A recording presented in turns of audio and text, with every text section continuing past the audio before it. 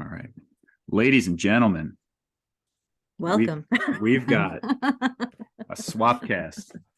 We got a Ooh, repeat offender here. I'm very Oh yeah. excited about this one. We I got told you I'm Randy, incorrigible, man. I'm incorrigible. Random Randy from the Red Thread podcast back again with Upstate Unconventional. And we got a Man. new member here. This first time Randy and Rosie have ever talked. That's so right. Yeah, I'm exciting. stoked. I'm so Me stoked, too. man. I love what you guys are doing out there in the interwebs. I'm just so stoked to be a part of what is quickly becoming a family amongst a lot of us.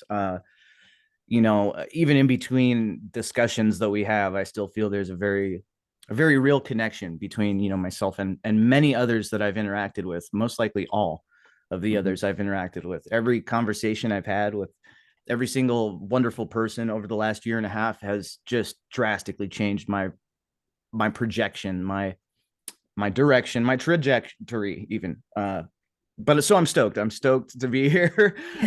And we were just man, talking about this yesterday too, like or a couple days ago, like the fact that we all met up at this moment in time. I would say it was right around, like, I started the show in June of 2021, and then like by like September of 2021 is when the floodgates open and I just started interacting with everyone. And it's like I've known all you guys my whole life, and we've only known each other less than 2 years.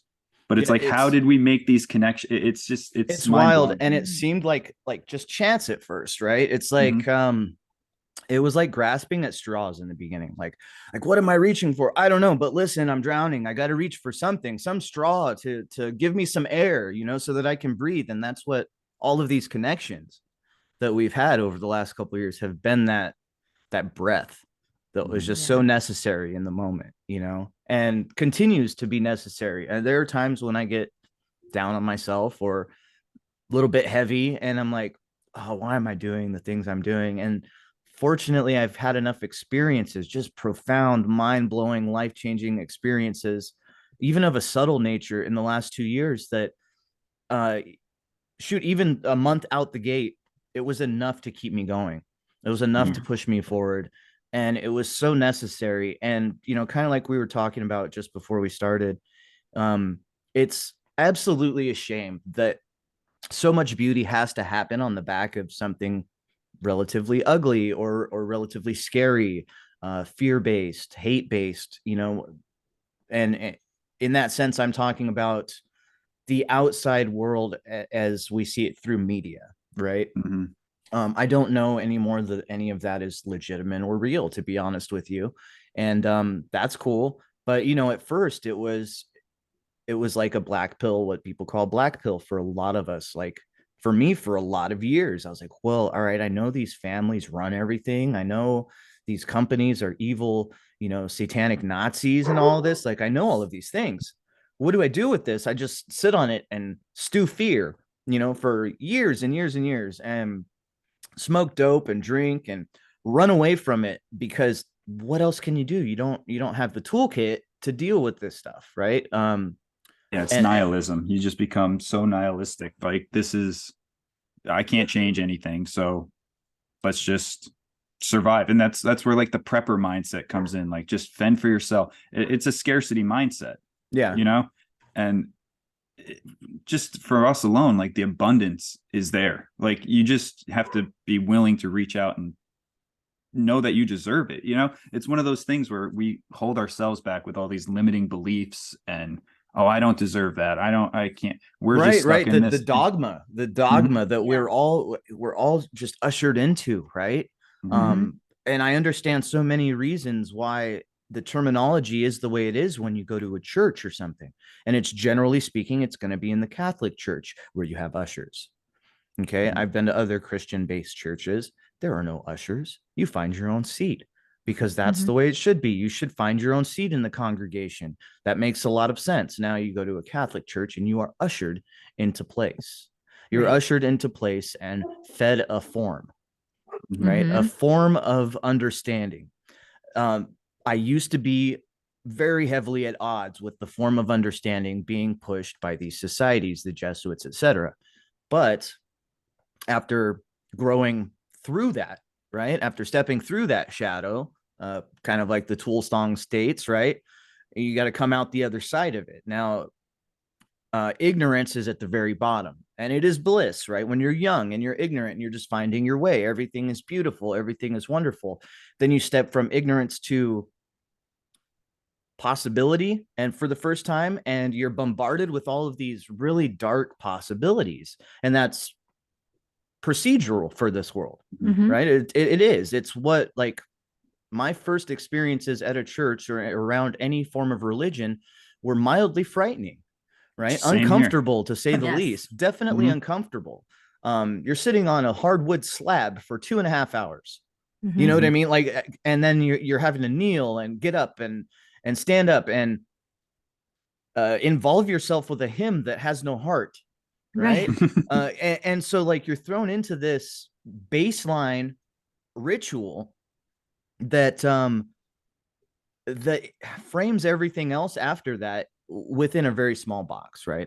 And talk about the guilt that's instilled Yes. inside you from this Because religion. you And went that's what to makes the Catholic box school. so small. Yeah, that's what makes Yes. the box so small, is Yeah. that guilt that is installed. Yeah. Remember, you are here to suffer, right? Right, That's the thing, and that's that scarcity mindset, Yes. the doctrine of suffering, right?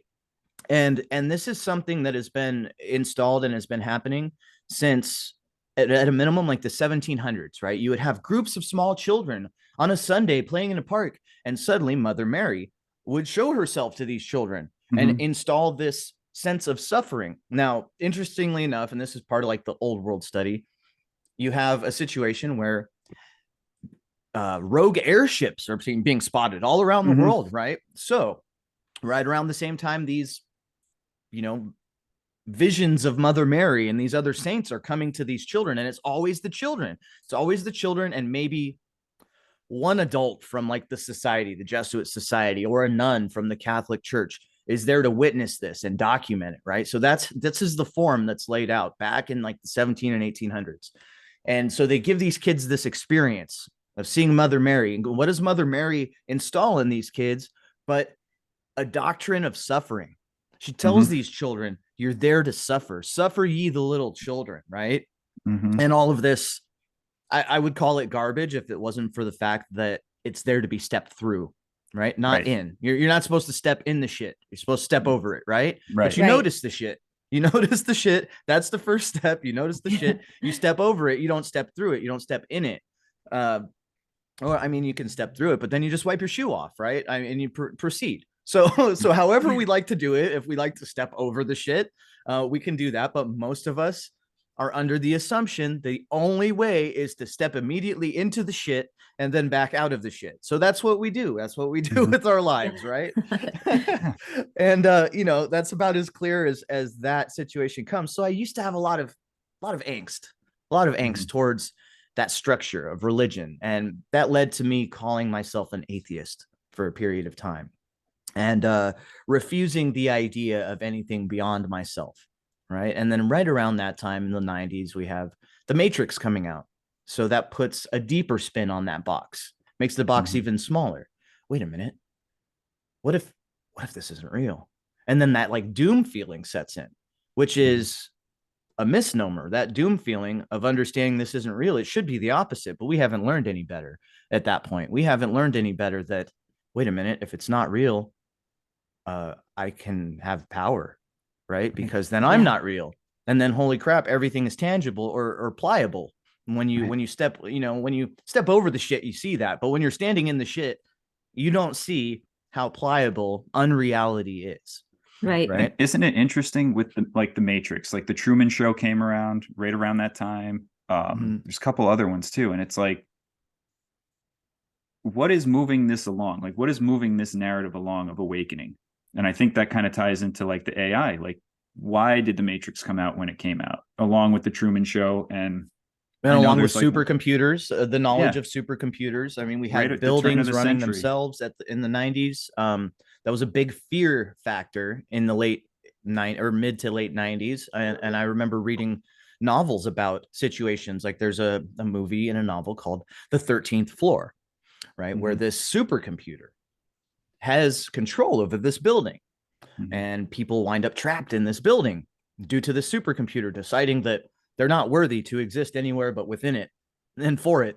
Right. So it's kind of a weird thing that this world very much is similar to this novel. And honestly, and every other story you've ever read or heard of, there is a key in that story to what this world is. So I look at it very much like it's not an either or.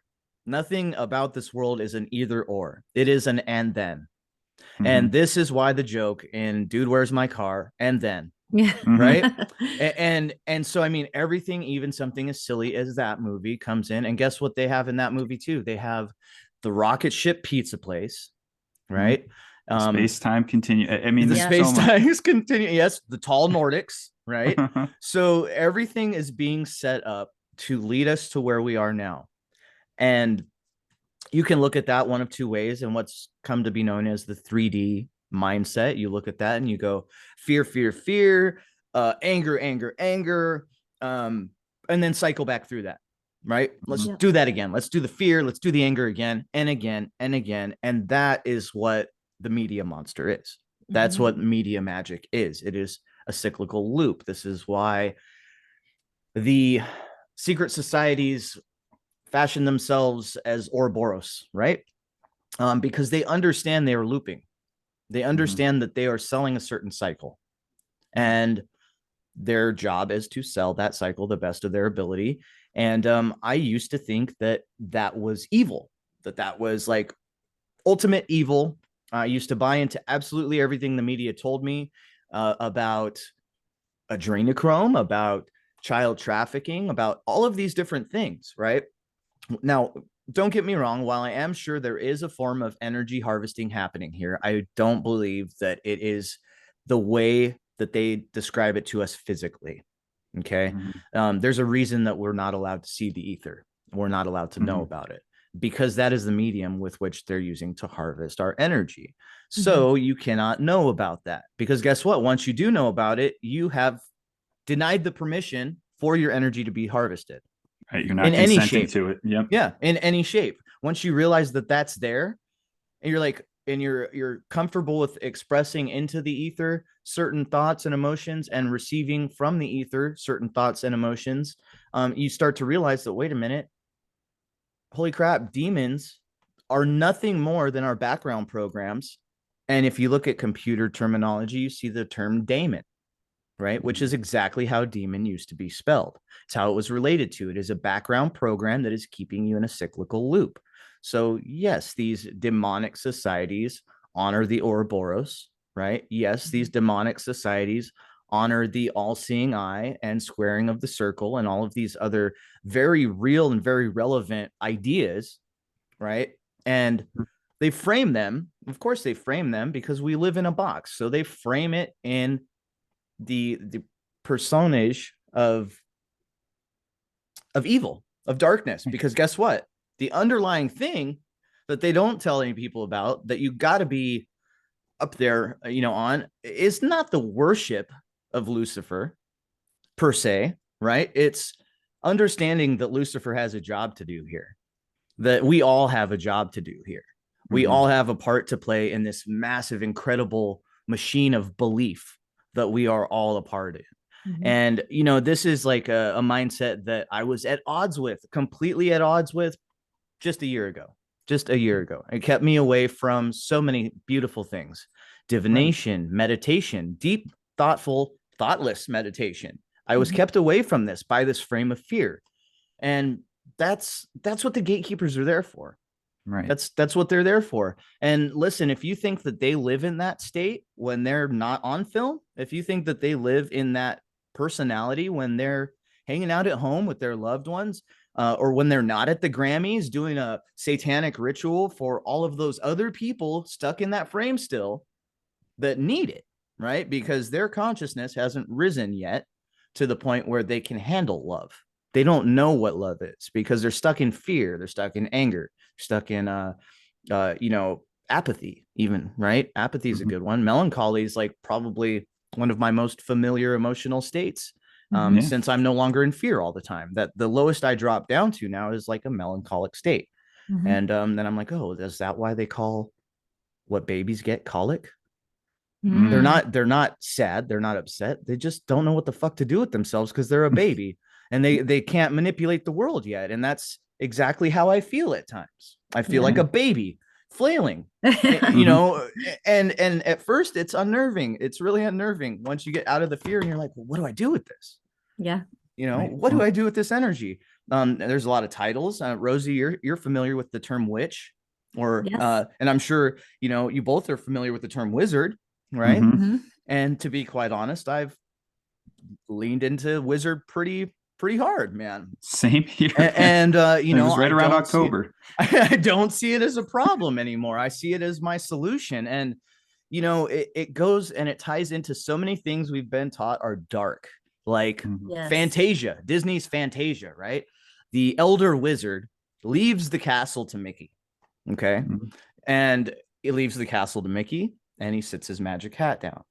And the magic hat has stars and moons. So it's the celestial sphere, right? This is where we draw our insight from. This is the Akashic record. This is the cosmos. Okay. It's the tree of life that Eve took from. I mean, it's all the same. It's thing. all of it. Yeah. It's Yeah. all of this stuff that's embedded in these fear frames, you know, that were shown. And you can look at your TV and you can see that as a fear frame, right? Especially if you're watching CNN or, you know, Alex Jones or, you know, any of these quote gatekeeping outlets, right? It's a fear frame. Yeah. So going back to what you said about like these bad experiences have to happen. We have been going through the last 2 years, just a pretty horrific like issue involving worldly. Yeah, very worldly worldly issue. And Yeah. once we kind of, like you said, realize that these other people are just stuck in that loop, they're not evolving. Like this situation we've been going through, and we don't talk about it much for obvious reasons, but Yeah. like we've grown closer, we've grown more spiritual, we've like I know we've elevated in some way, shape, or form, and meanwhile these people are still doing the same thing on repeat over and over again. And it's Yeah. you get to a point where you almost feel sad for them, like Right. you know what I mean? We were in fear, you know, it's like, oh, what do we do? You lawyer up, do that, blah, blah, blah. But now it's just like, I feel sad for these people because they're never going to get out of that mind frame where it's just, you know, and it is a shame and a pity. And, you know, I don't think that we have the proper word in our skill set for that emotion, because it is anchored in love. It's not that I see somebody and I pity them and I'm ashamed for them. No, it's that I love these people. You know, these people were me not that long ago. You know what I mean? I see the reflection of past versions of myself in all of these people stuck in these loops. And so, yeah, it's not even pity or shame. It's heartbreak. You know, when you see these people going through this, it's catching me right now. I'm like, man. And at this point, though, I don't really know that there are a incredible amount of people out there that are stuck in that loop. I think that it's just becoming a projection, an image, a hollow facade, because you have situations like in Australia. Drew Misson had posted this on Instagram, I think yesterday. And the prime minister or whatever is having a speech talking about the effectiveness of these things and blah, blah, blah. And this guy's chewing him out from the sidelines. You know what I mean? And he just continues with his script. Right. So, I mean, these people that are there to criticize what is happening are no longer being kept at bay. They're no longer being kept behind the guardrails. They are being permitted to infiltrate essentially media happenings and say these things out loud to be recorded for posterity. That's different than it was a year ago. So I see that there's less of a reflection as to what society of a whole believes or understands at this point. I think a vast majority of people do understand what the situation is and was. And many are struggling with it. Absolutely. It was a struggle for me. There was a period in time when I was like, I'd just go do this thing and be done with it. Be over the having to be afraid of whether my job's going to let me go, or the having to put all of these things on my head and face and all of this, like, you know. But that came and that passed. I was fortunate enough to have a dream where I was scared. I was running from somebody. They assaulted me with said thing. Right. Okay. Right. And so I had this dream, and then I woke up from it. As they had done that, I woke up and I was like, and it confused me for a bit. It upset me because I was allowing it to get so embedded in my subconscious. But after that point, when I was able to recognize it, stared in the face and go, this is just a fear mechanism. I see what's happening here and it's working. That's about the point. And this was like probably about a year ago when I was like, no, okay, I'm over that. I'm done with that. I'm not talking about it anymore. I'm just not going to give it my attention, or my intention. I'm not going to intend to discuss this or anything, or go down this road, because that I see people looping on it. Just like people loop on EMF radiation, you get a loop going on, or Nazis controlling the world, you get a loop on it. All of these different topics, I'm watching people get just bogged down and stuck in them. And I get it. I was stuck in old world research for like a year and a half, 2 years, full on 2 years, like in it every single day. But here toward the last few months, I start looking at the symbolism. What is the underlying push for all of these changes that definitely happened in the past? There was definitely a huge change in the 17 and 1800s, massive, right? There are possibilities that this world definitely is a type of, you can call it a farm, you can call it a cultivation center, right? I think cultivation center is a good one. It has a little less of a dark overtone to it. And they create culture too. Yes. And if you see that they create culture and they have created technology, and they have embedded culture into us through technology, that tells me they've got the book on what we are. They've got the blueprint. How would they have the blueprint unless they had a hand in creating this particular version of what we are? Right. And that's what scares people. It really, really frightens people to think that another human being, whether it be a giant human being from the past or it be a tiny human being like in Men in Black that's inside that guy's head, that idea of something else controlling you is like a trigger for people. It was a trigger for me a lot. Like when I first started meditating, I would have thoughts and feelings of certain iconography.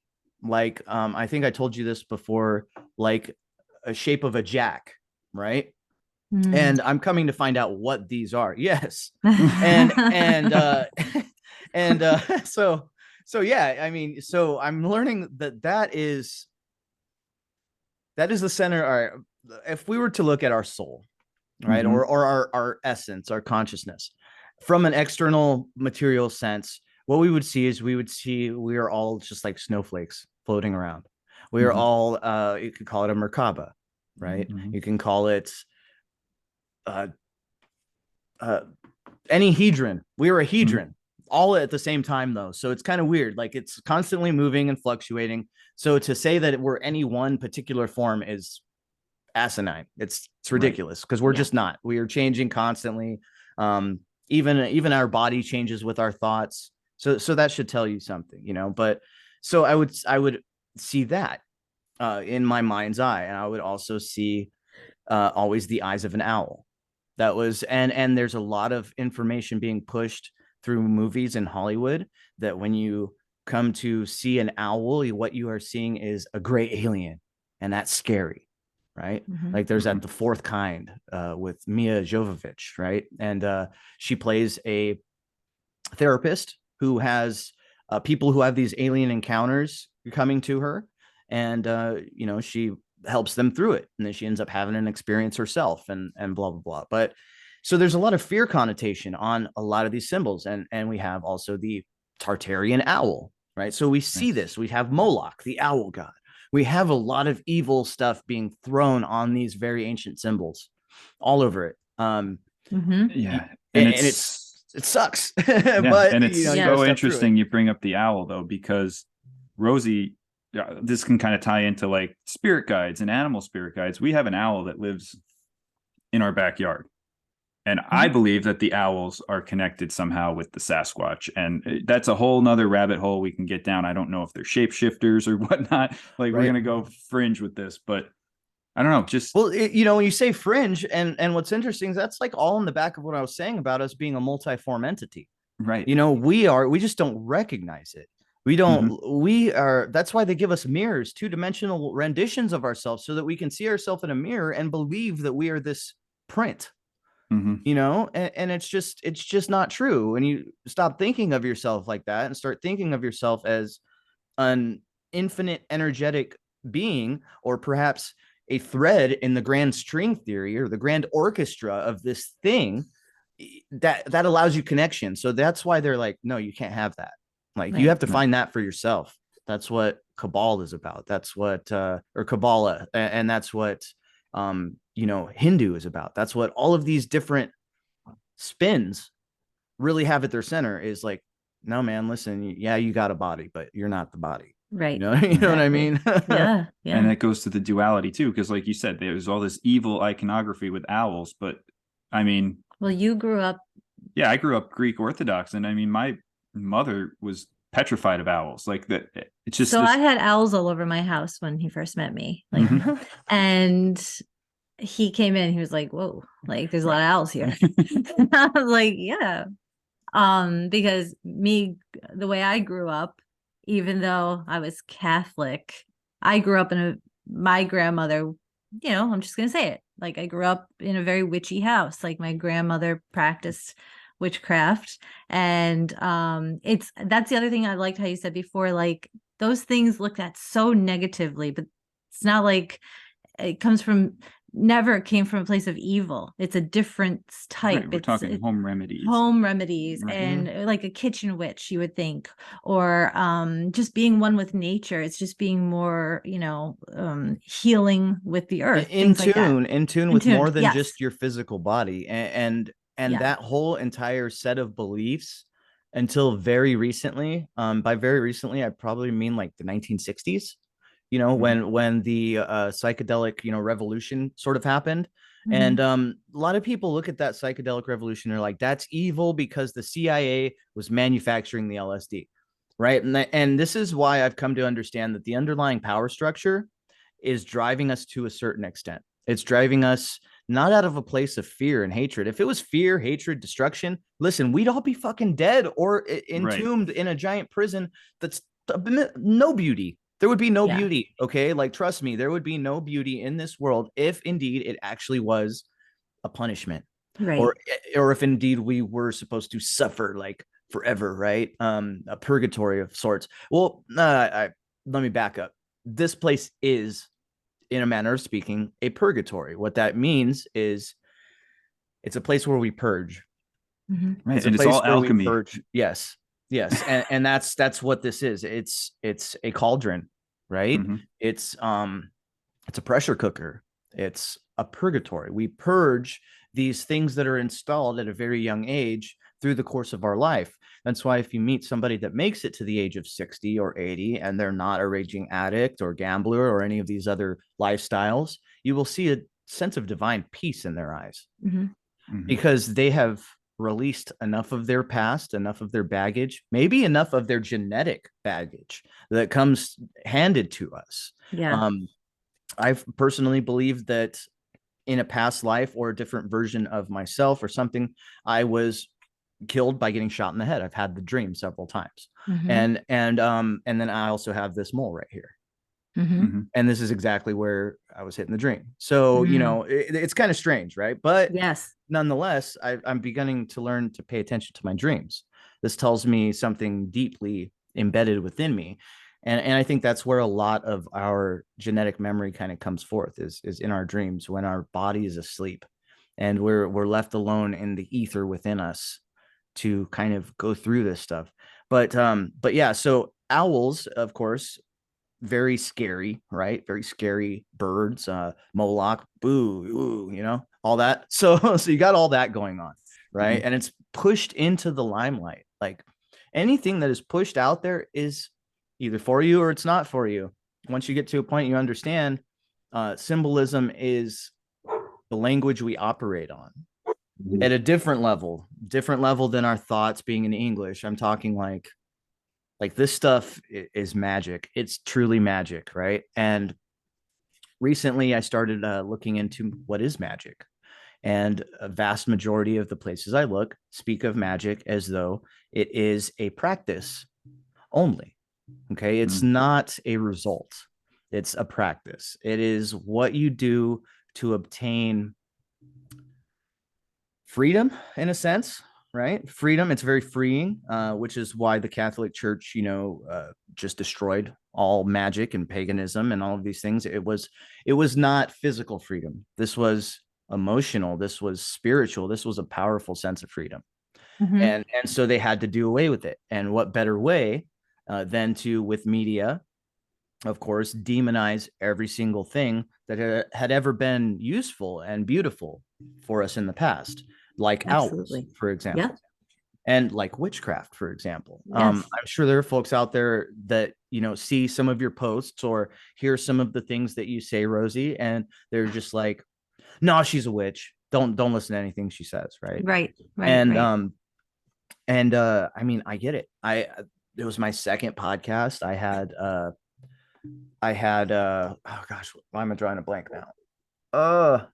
I'll have to remember later, but I Yeah. had someone on and we were kind of going into the Akashic record. She blew my mind with a couple of readings that she had, and Yeah. they were relevant to me in a weird sort of sense, and I was just beginning, so it scared the shit out of me. It scared the shit out of me. I cut it short. Yeah. And people could hear and sense that in my voice, in what was going on. They could sense like the awe and the strange vibe that happened in that moment. Yeah. And I've had emails sent to me about it, like Nevier Alora is her name. Okay. And she has a podcast called The Wandering Witch, and I was just really interested in the Akashic record and tarot. I always have just been drawn to this. I started seeing things having to do with tarot, like the Wheel of Life, and recognizing that Jack figure that I'm seeing in my mind's eye all of the time. And that's also what brought me to like toroidal vibrational physics. Is the owl eyes are essentially, when we look within, we're seeing our own vortex. We're seeing our own energy. And when you can get that energy flowing, it creates a pattern in your mind's eye that is the eyes of an owl. Yeah. And in the center, you have the 0 point or the unity point that looks like the beak of an owl in your mind's eye. So this is what you're seeing. And you're seeing all of the rays coming off of the eye of the owl. And so it's interesting. If anybody out there has ever seen some form of a design in their closed eye meditative state, I just strongly urge you to lean into that, like to lean into that, to let your energy flow around that vortex and see where it takes you. Cause it's brought me so effing far, dude. So far, just being able to let go. Right. And that's a huge step for like recovery too. I was once an addict. I don't believe that I am anymore. My mindset and sensibilities have changed. So I don't think that any longer plagues me. And I'm super blessed and fortunate for that. And it was through this energy work, this communication. And all energy work is communication. You're communicating with different levels of yourself, different angels, right? I used to be real hesitant about talking about angels and spirit guides, super hesitant about it. I was so hung up on what the name of whichever entity might be. Right. So hung up on it because I felt like if I know the name, then if I don't agree with them, then I can cast them away.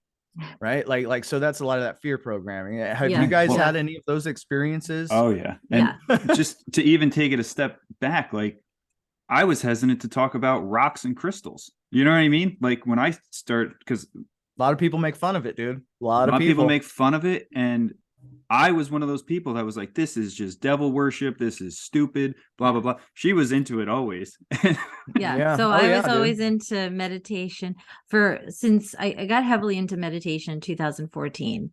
And I met you in 2016. Yeah. And like, I always had the crystals and I always worked with things like that. And when I met him, he didn't tell me at first, I am not into this stuff. Because, I was in the Hebrew roots movement mindset. I had no idea. It's like, this is Well, But that's a different path, yeah. but it still is parallel, really. Yeah. You start to realize what it is, and you push all your other preconceived notions out of the way, and yeah, so it's interesting that we're all from a different parallel line that has brought us together in this moment. So it just goes to show you separation is completely illusory. Completely. Yeah. So it's just funny. So then all of a sudden I just took that leap. You know what I mean? It was like, I decided I'm just going to start talking about this on the show. And then I noticed, oh, everyone's into this stuff. And now other people are getting into it because I talked about it.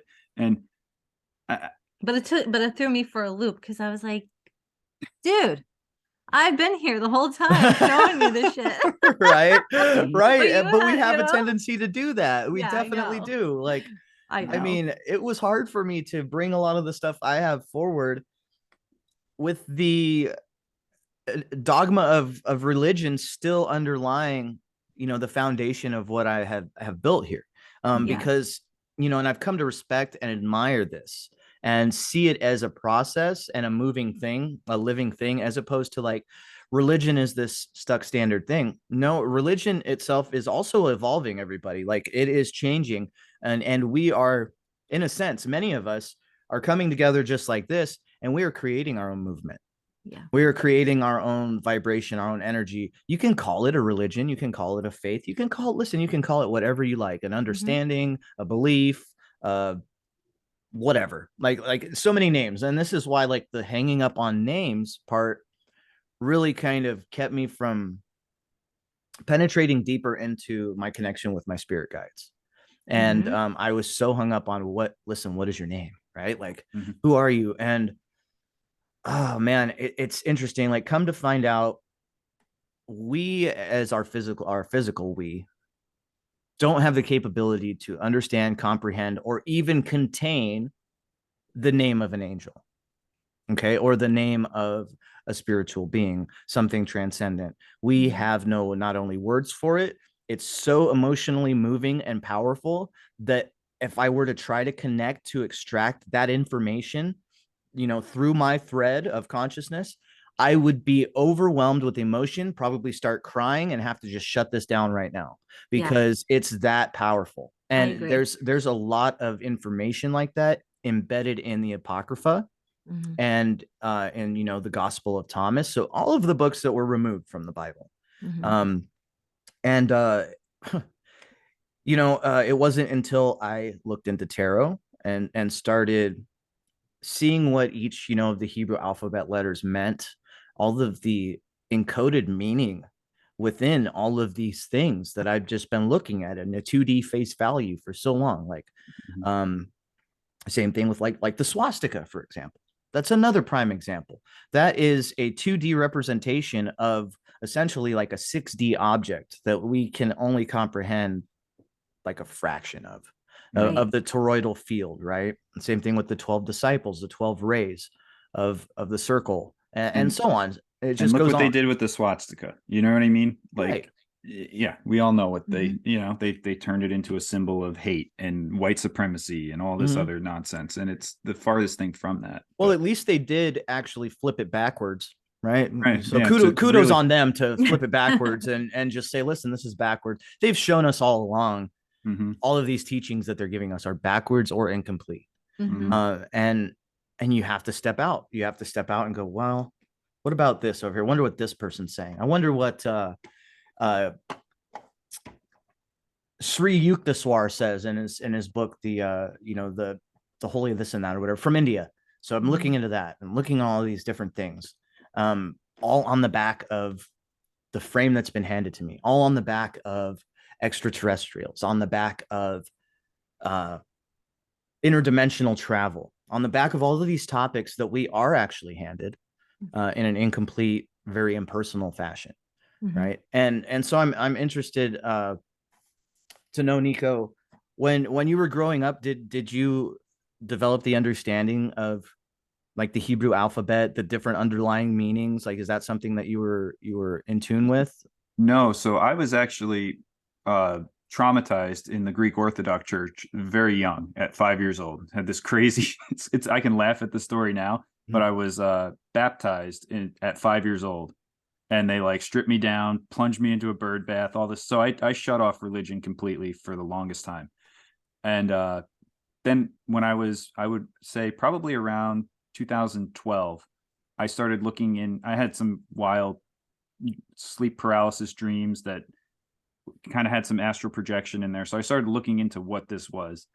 And it led me down to like the Book of Enoch and all these different things. So I started looking into different religions, and I went down that whole rabbit hole, and I found the Hebrew roots movement, which is the idea that it's Christianity, but that the Bible wasn't around at the time of Christ, and Christ would have been teaching the Torah and type of thing. So I was in that for a little bit. I didn't get too deep into the each individual letter, things like that, but it was more just like strict following of the Torah. Like I Of was the kosher. laws.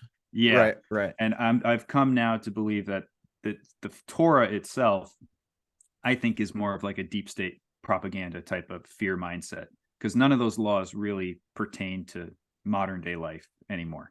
Right. Or like attraction and abundance. Right. And that sort of thing. Yeah, 100%. And I think the same thing about the Bible, right? What is it now? Are they down to 88 books? Isn't it 60 okay? Yeah. now? Maybe it used to be 88 at some point. Now it's 60 something. Yeah. Right. So that's like all the Apocrypha books and stuff like that. So you could see that there was at some point like a resonance with a lot of these ancient, we'll call them ancient texts or scriptural, writings, where there was like a coherence between the understanding of our world and the vibrational sense of everything, the divine unity of it all, and the teachings. Right. And I think I can dare say the same thing about what we're being shown as ancient Egyptian teachings, the Emerald Tablets and that sort of thing. I think that the Emerald Tablets are, and I might get some flack for this, I think that these are a new creation. Okay. Very recent. Why else would you need your series of spokespeople like Billy Carson, etc.? I'm not saying that what is being said is in any way, shape, or form wrong or even misleading. It's very, very on point with the way things are heading as far as scripture is concerned.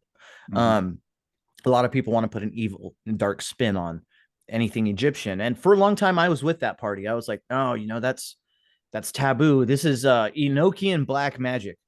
Right. And but how about this? So if you look, like, if you just take like the red letters of Jesus and compare them to like the teachings of Buddha, they're almost verbatim. You know what I mean? So it's like all this stuff is really, it's just a different label on the same package. You know what I mean? Right. These are universal kind of truths, and I have no issues with the teachings of Jesus. I think they're all great. I can't find much fault in that. But it's when you start getting into that, like that law of like the Old Testament, like the thou shalt, right? Yeah. Thou shalt, right? Even in the Black Bible, do as thou wilt, right? It has that thou aspect that separates you. Okay. That thou signifies that you are different or separate from God, from creation itself. So anytime you throw that thy or thou, and there's a reason for these terminologies, and we see this in every Jesuit scriptural teaching, every like there's a lot of thous and thys kind of in the Talmud and everything too. It's very pointed at what you should or shouldn't do, can or can't think, can or can't feel, all of these things, can or can't, and predominantly can't. There's not a lot of you can. There's not a lot of positive reinforcement in many of these New World scriptures. And I say New World because I think that there was a version before, say, the 1700s that was Old World that would have been based on something similar to the Emerald Tablet and, the teachings of, or like Hermetic teachings. We'll just call them Hermetic teachings. Most people are familiar with that. I think that was an outwardly available, accessible medium to people before a certain period of time.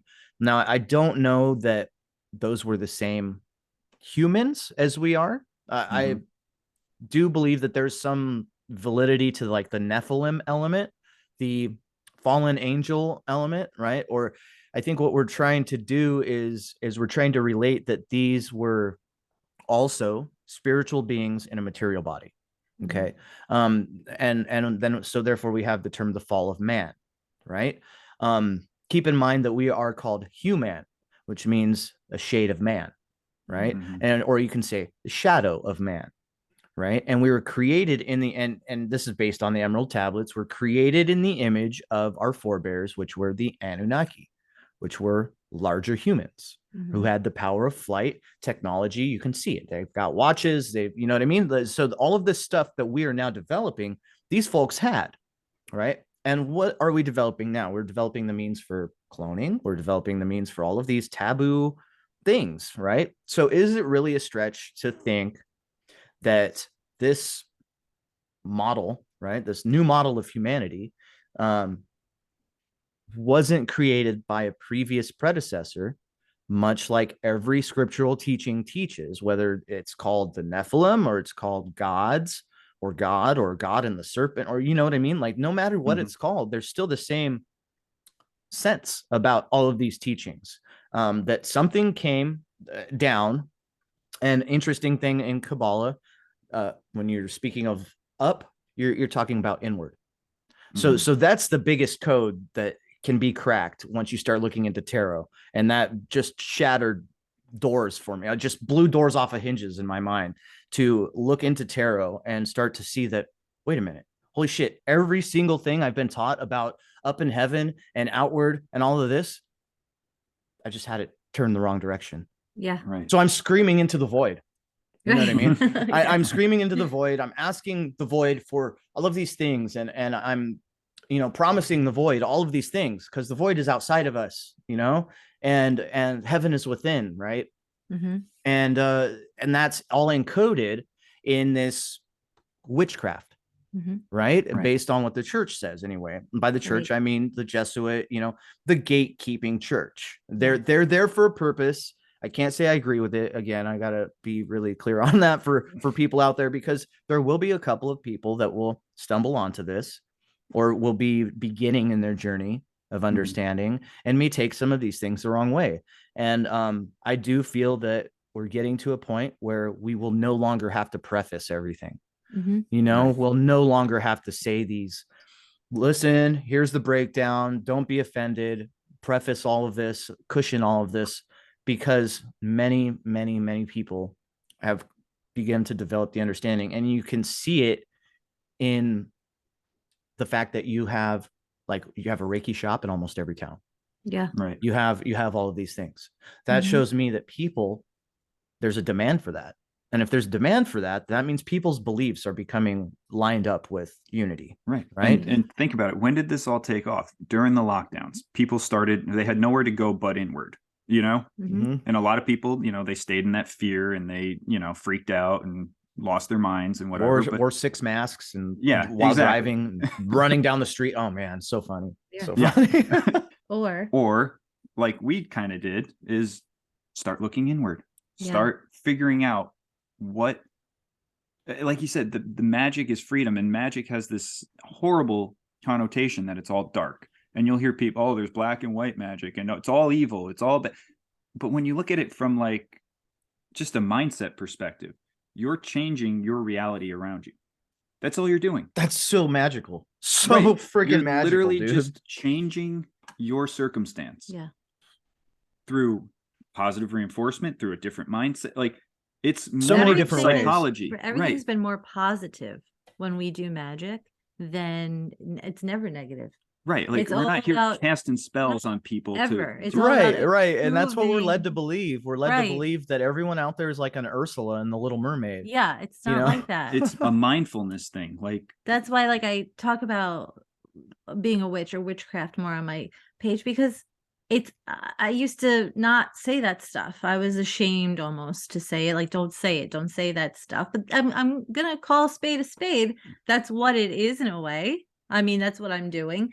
We do magic, but again, I just want to it's not so negative. Just like saying like paganism, like, or being pagan, It's not These worshiping the titles, devil. right, Yeah, right, it's yeah. not like devil worship. It's, you know, so It's reverence is what it yeah. is. And that's the part that gets all twisted up. And it's like So worship. it Worship twists sounds like everything. worship, you know? Yeah. Yes. And Yeah. that's a great point, because it is all the word magic that goes into it. And we know how twisted the English language is now because of this stuff. Well, look at the word worse, right? Right. Mhm. Worse, worship. Okay. Yeah. So you have these links, right? These things tying things together. And it wasn't until, you know, the inward look that you start seeing this stuff. You start seeing the word magic. You start seeing the negative connotation in something. And this is why people become offended if you worship something other than they do. Right. Yes. So I've kind of gone the route of, listen, I don't worship, right? I praise. I praise. Right. Absolutely. I praise, pray, reflect, you know, act, right? A lot of it is right mind, you know, right speech, right action. And these things create magic. Okay. Like when you have them synchronized, you have them lined up. You can look at it through the Indian lens and have your chakras in line. You can look at it as your dantians. You have your upper, middle, and lower dantian, your thought, your feeling, and your will. So you have these things, these powers, this magic that is within you, right? And so we're taught, you know, everyone out there is an Ursula, is going to take your voice in lieu of your legs, right? Like all of this thing. Same thing with alchemy. You have Full Metal Alchemist, equivalent exchange, right? So there's this embedded fear factor in manifestation, in alchemy. What do you mean I have to give something up to get something? No, absolutely. But it's not in a material sense. It's not in a literal sense. A bad behavior to have a more positive outlook on life. Right. Like yes. This negative that you're transmuting was only harming you. Like that's what people don't understand. To us, it's all about healing. Yes. Right. It's all about healing, raising your energy, your vibration, and bringing others with you. And lifting others up. Like, oh my gosh, guys, I love like, doing that. It brings like, oh, so much beautiful emotion to know that, listen, in the last 2 years, the degree to which I have lifted my son's spirit is fucking incredible. Absolutely fucking incredible. He's still a kid. He still has his lessons to learn. I allow him to learn those lessons. He got caught with a vape at school. He's fucking 12 years old, you know, and he beat himself up over it so hard. I didn't have to do anything. But I took him out to lunch after that and showed him this is something that needs to be reprogrammed in his mind. Listen, your immediate response and reflection was based on a lie. I was never going to scream at you. I was never going to yell at you. I was never going to be upset with you. I was going to come and pick you up from school and let you learn your lesson, because you have to teach yourself. And this is also a difficult thing, is each of us has to show ourselves the way. Like we can have guides, we can have some input. Like my first guide ever that I interacted with would be Jesus Christ. So, and a lot of people, not saying that they're stuck on Jesus, but a lot of people are stuck on Jesus. But listen, Jesus has friends, right? Like Jesus has associates, right? Like Jesus isn't lonely. How do you think Jesus is so freaking happy and blessed and all this? He's not by himself. He's not alone. You know, he's got friends. He's got allies, right? If you look at the perception of the dark magic world, and you see how many there are supposedly practicing this dark magic, listen, there's equally, if not 100 times more light magic out there. And this is why the dark magic has to work so hard to make itself known and make itself available to everybody. And but you know, and this is why they sell tarot cards at Hot Topic. It's that double standard, that weird thing. And you're like, as a parent, you're like, oh, I'm not going in Hot Topic, right? But fuck, guess where I bought my tarot cards, guys? Fucking Hot Topic, dude. And I had a deck that spoke to me. I should have brought it out to show you guys. I had a deck that just really spoke to me, and it was it's a Japanese artist. Can't remember the name off the top of my head, but it's based on myth and folklore. Oh, cool. And it's incredible. And so that was after I went, you know, through the studying online. There's a website, and I urge folks out there to go ahead and take a look at this website. It's called gatesoflight.org, I think, or .com. I got to show you this one real quick, Randy. Yeah. We just picked Oh up. shit. Yeah, dude. Yeah. Lord of the Rings. I haven't opened it yet. I'm gonna do a video. Dude, when you kind of do, reviewing yeah, it. when you do an opening, yeah, do a video and Mhm. yeah, tag me in that, dude, because I want to take a look Yeah. at those. Yeah, and oh man, I'm glad we jumped over kind of through what magic is and isn't. So we did like a hell of a preface for those folks out there that are still on the fence about things and understanding them differently. Right. But And the biggest thing too, I would say, is your intention behind this. Yes. If you're going into something with a bad intention, that's going to manifest. Right. It's just the reality. But if you go into it with a positive, you're here to heal yourself, heal others, help other people, raise your vibration, all these things, it will work. You know, and it's you just have to stay pure in that intention. Patience is the biggest thing that I've learned. And you know, I used to think I was pretty patient, you know, especially like right on the outset of recovery a few years back, like 4 years ago. I was like, oh, I've got all the patience in the world. I just went through my 9-month program and made it and never fell back into it. I've got all I need, you know. There comes the ego. There comes the ego. And that's where children come in to teach us the patience. Yes, spot on. Freaking spot on, dude. My son has taught me so much about myself and has allowed me through him to view my past self and to view my what I would have considered in the past shortcomings, mistakes, etc. But through all of those, I have a lens to teach and mold this beautiful young mind. So I can't be upset over the shit that I did in the past. And I can't, and it makes it to where I'm not upset over anything that my child will ever do in the past or the future. Right. And this is a new reaction for him to see through me. Okay.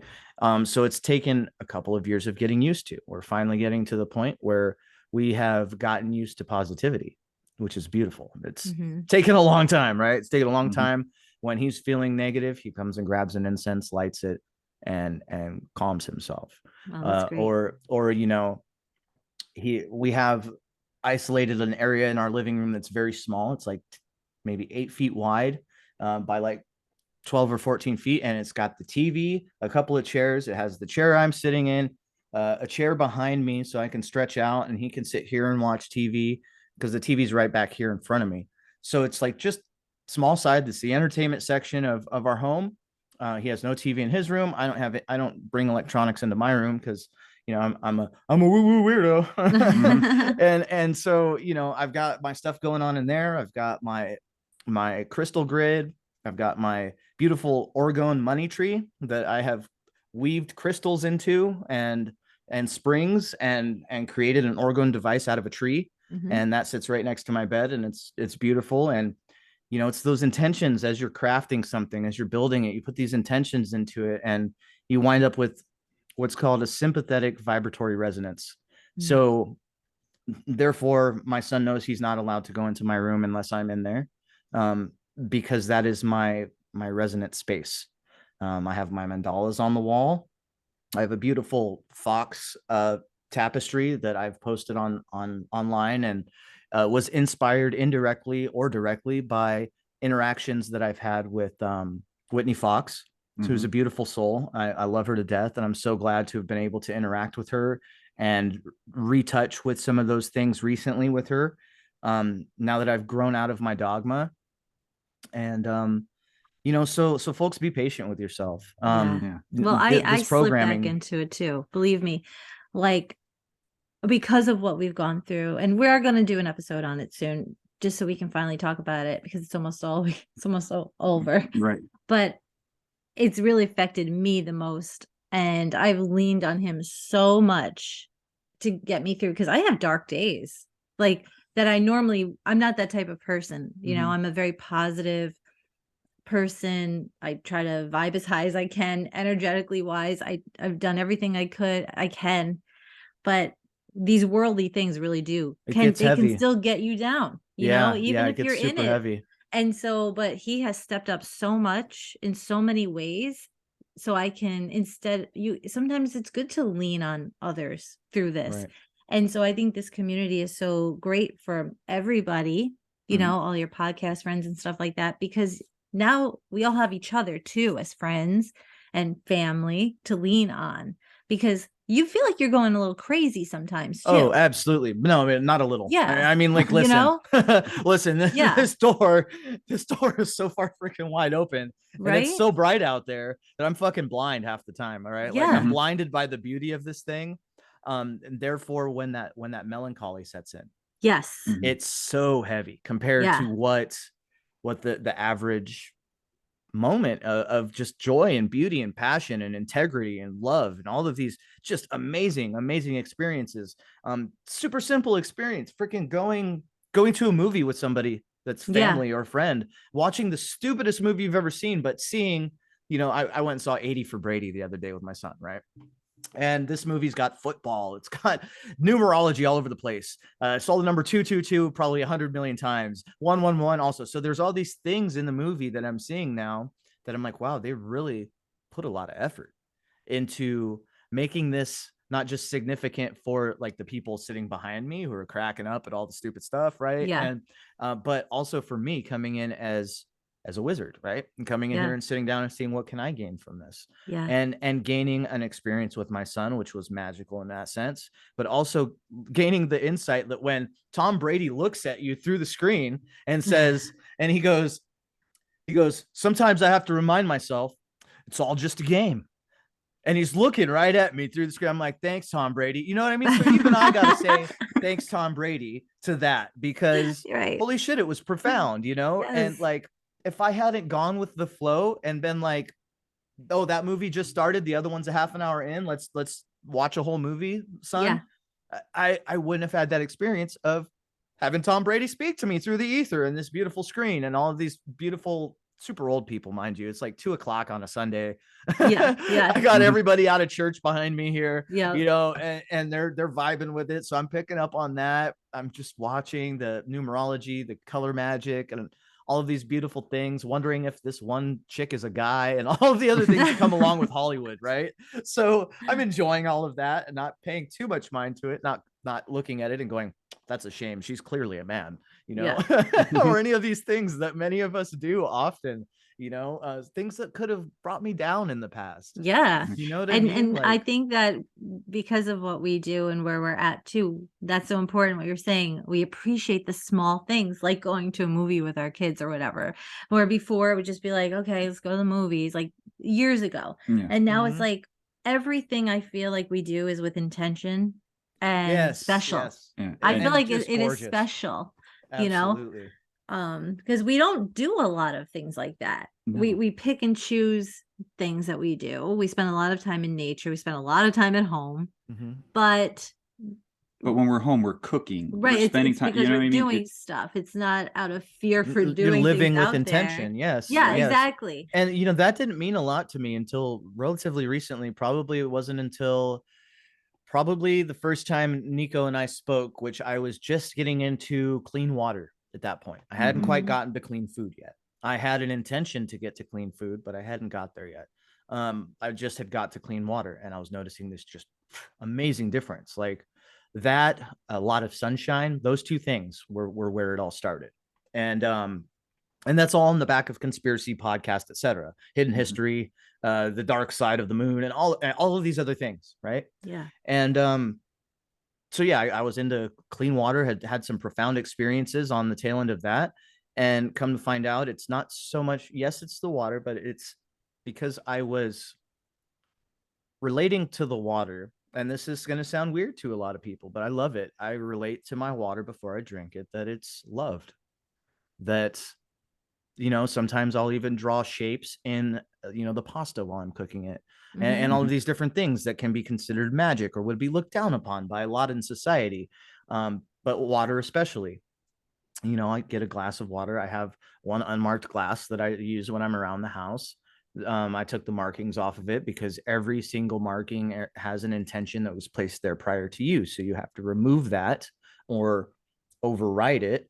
And then I have this sitting on, you know, my little orgone device that keeps it infused because I have intended that device infuse things with love. And So it becomes like this crazy cycle of doing, of thinking, of feeling, of doing. And then through each of these, you set up the very next one. Then you set up the next one. And like those melancholy days, those heavy days, you feel like you've lost this rotation, this beautiful toroidal energy. Sometimes feels like it's slipping away on account of the weight of the outside world. Now that is true, and that does happen. But one thing I've been blessed to understand lately and actually feel and believe is that the outside world in this waking dream is a reflection of my inner self. So that goes with this is why the Freemasons are demonized, because they understand as within, so without, as above, so below. Circle the square, right? Circle the square and the triad's in the middle, right? And you are the triad, okay? It's not outside of you. And this is like the common misconception. You are Father, Son, and the reason they call it Holy Ghost and instead of Holy Mother, I'll tell you right now, is because the Catholic and Christianity as we know it now has sacrificed, has given that term of the mother as a sacrament in order to give us the illusion that she doesn't exist, to give us the illusion that spirit is separate from us as opposed to where we come from, right? So the Holy Ghost signifies death. Okay. So I'm here to tell everybody out there, listen, you can call it the Holy Spirit if you'd like, but definitely don't relate to it as a ghost. Because this is something so profound and so key to your healing, your understanding, your ability to manifest abundance. You have to have this relationship with your higher mother, or that which you came from, or the water element, right? So we have like the father is the catalyst of creation, the son is the creation itself, and the mother is the all-encompassing. So the mother would be looked at as a circle, and oftentimes you'll see in art that the circle rests within the square, but that's wrong. The square actually rests within the circle, and because the circle is all, the mother is all, is all and nothing, and that's signified by the point within the circle, right? So that's like a whole crazy esoteric thing that comes from, jumping back, looking at the teachings of tarot, right?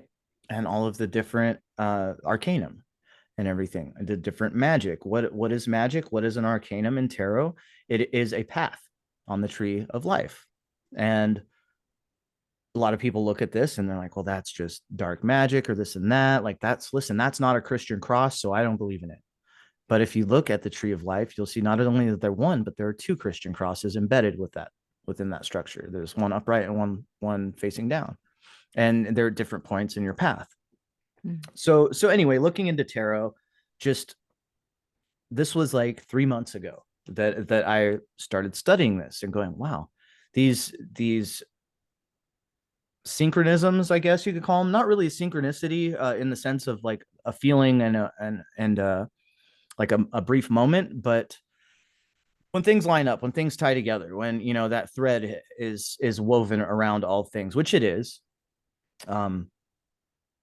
you allow yourself to see it once you step outside of the fear, and you're like, whoa, wait a minute. And you look at the teachings of like Hermes and the famous rendition of the old man with his arms crossed like this, and then his reflection underneath, right? So as above, so below, and that's the star tetrahedron, etc. I mean, it's embedded in everything, and you start to allow yourself to see the synchronism between everything. It's incredible. I never thought that I would look at the teaching that is tarot, that is Kabbalah, and see anything other than, well, that's stupid because Madonna does it. Right. like that's all I remember from my youth was seeing on the news one day that weird Madonna lady, studies Kabbalah. And now you see her on the Grammys or whatever, looking all weird and demonic, which is by design. Everybody, come on, like, it's a show. Listen, these people, these are all thespians.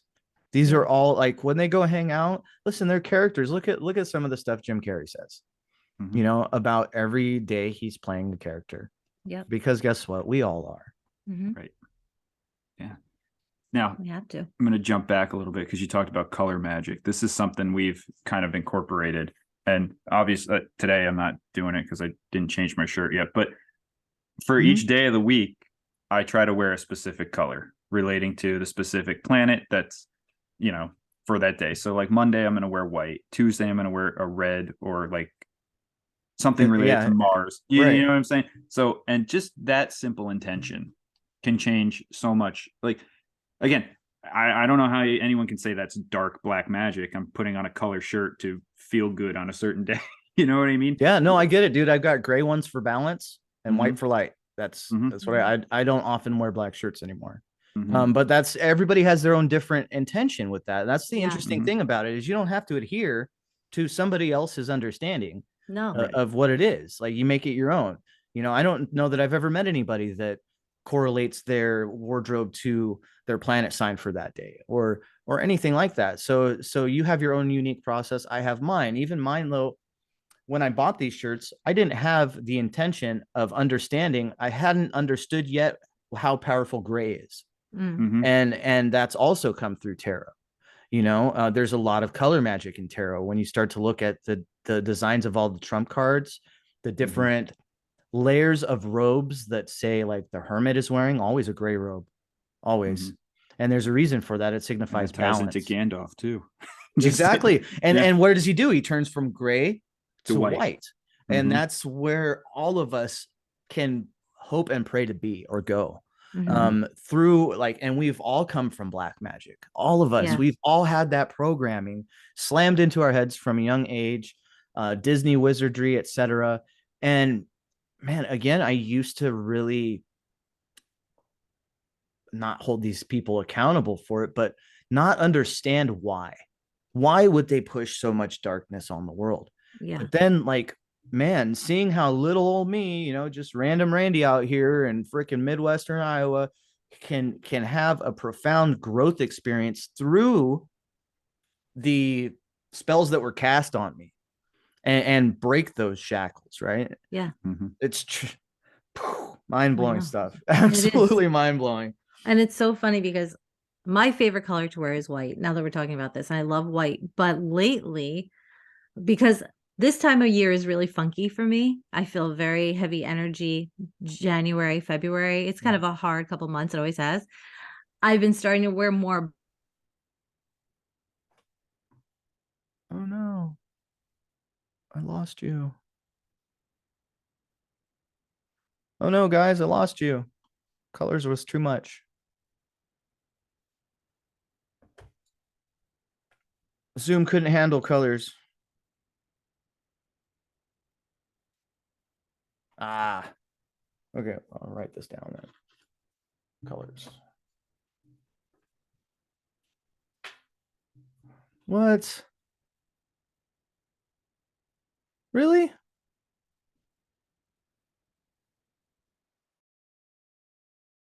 I'm so stoked that popped back up. I wonder if, hold on, let me check real quick and see if it is actually like casting that recording in. Okay. Oh, it just re-jumped in. Awesome. Wow, that's interesting. I've never had that work quite like that before, but now my video is going wonky. Oh, there's again. It's all right. We'll shift it over here. But what we were saying is, like you said too, like the intention behind the color. So like we use the color black as to absorb that negative energy, you know, to repel that negative energy. Think like black obsidian. Yeah, so like when I wear black, I was saying, I don't really wear much black unless I feel like I need to wear it for the day, but I wear it with intention. I never wore black before until probably just the past couple months. I like to wear it now, just as it's like I'm wearing my own black obsidian on me, you know? Something like that. Absolutely. I like that. So I've never really thought of it like that. I just look at it as the void in which light makes itself known. You know, so I look at it a little differently, which is essentially the same when you really think about it. But when I was younger, I was a little weirdo goth kid, you know, as many of us kind of were. 9 Inch Nails, all that jazz. But through all of that goth stage, you know, many out there have had emo stage or any of this. If you really start to go back and you listen and look at all of the different things you grew up looking at, Nine Inch Nails, blah, blah, blah, etc., you start to see the symbolism once you get to a certain point. You start to see what was being said. My biggest favorite for this type of understanding is Tool, just, or A Perfect Circle also. I mean, either one, just fantastic stuff. And it's amazing, as I've been singing along to these songs for my whole life. And it wasn't until I think the catalyst could safely be called probably this podcasting stuff, and just exploring, but learning to study was the biggest thing. Learning to study, finding things that I had the intention to look into, namely like old world, disconnections between different stories and the discrepancies, and all of this stuff about these spells that were cast on us, how they line up, how they don't line up, how stories match, how they don't match, etc. On through that, and then up into recently, divination and tarot and Kabbalah, and basically the Vedic texts is like kind of where it started, right outside of Christianity. Went through the Christian root stuff, found into the book of Enoch and the Nephilim side of things, flow into the understanding in India of all the different entities, physical entities that once lived here. That lines up with hidden history because it looks as though the world was destroyed at some point, possibly by some other human species, which is being covered up. So like all of these things tie into this beautiful thing. And then I come to Tree of Life, which at first was just a picture, an image to me, right? And this kind of interest came from watching like the Ewar video about is like the Devil's Mound a cut down tree, and are these flat top mesas actually ancient tree stumps? And I find that fascinating. I mean, I saw this movie Fern Gully as a kid. I don't know if you guys have ever seen Fern Gully. It's about this magical rainforest that gets cut down by industry. Very similar to how in the Lord of the Rings, industry comes and wipes everything out. So this recurring theme showed me that there had been a previous version of us, or tribes of Israel, or rays of the sun, right? You have the 12 rays, you have Ra, you have the tribes of Israel, you have all of these things, and they all are the same. Absolutely the same. So interesting, because I've noticed now, we just took our son to see Puss in Boots like a couple weeks ago, and the first scene in that movie is Puss in Boots saving the town from a mountain that came alive and was a giant rock giant.